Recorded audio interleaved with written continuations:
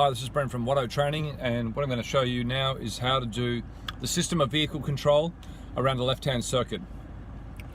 In the way that I view learner drivers, this is where your level 2 area. So basically, level 1, we're looking at beginner drivers. So basic skills such as steering, observation and scanning, move off and stop would be covered at level 1. Level 2, we start to use those skills in the on-road environment, and we first of all go around to the left.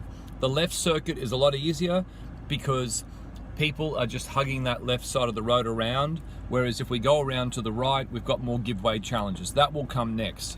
So I'm going to do the demonstration for the left-hand circuit now. I'm at the side of the curb. I do my 6-point checks, make sure it's clear around the vehicle. Indicate to the right. I select drive gear. I've got the handbrake on, and I'll ease that off and move away from the curb. Note, I give at least 5 seconds notice to indicate.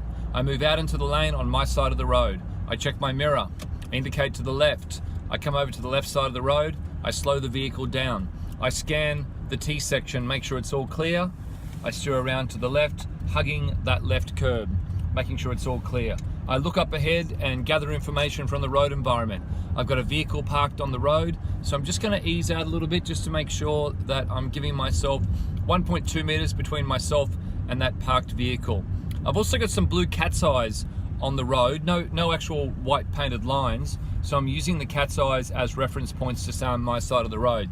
I check my mirror, I indicate left. I scan the road environment, I slow down, I make sure it's all clear, I follow the road around to the left.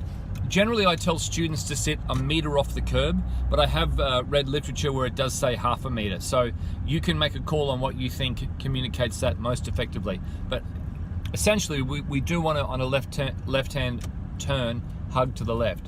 Mirror check, indicator, scan the road environment, making sure it's all clear, coming around nice and smooth, and we're following the road. I'll indicate, shoulder check, pull over, line my door handles up with where the concrete meets the bitumen, secure the vehicle with the handbrake, pop it back into park, and we've done one circuit so far of the assessment area.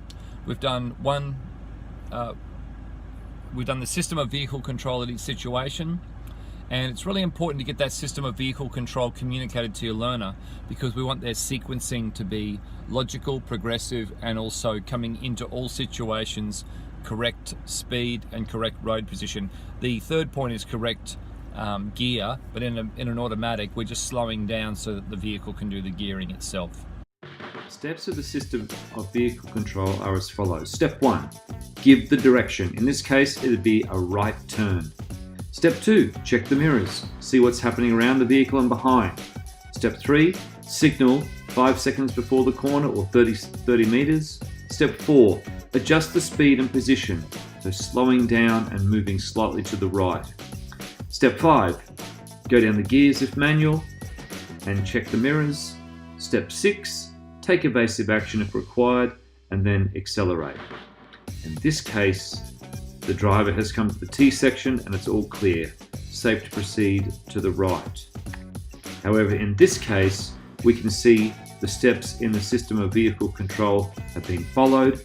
The driver has got up to the giveaway sign, has crept out, looked on the left and seen the vehicle approaching at 57 kilometers per hour in the 60 zone, and hence is stopping and giving way to that vehicle, waiting for it to clear, and then once it's clear, it will move on.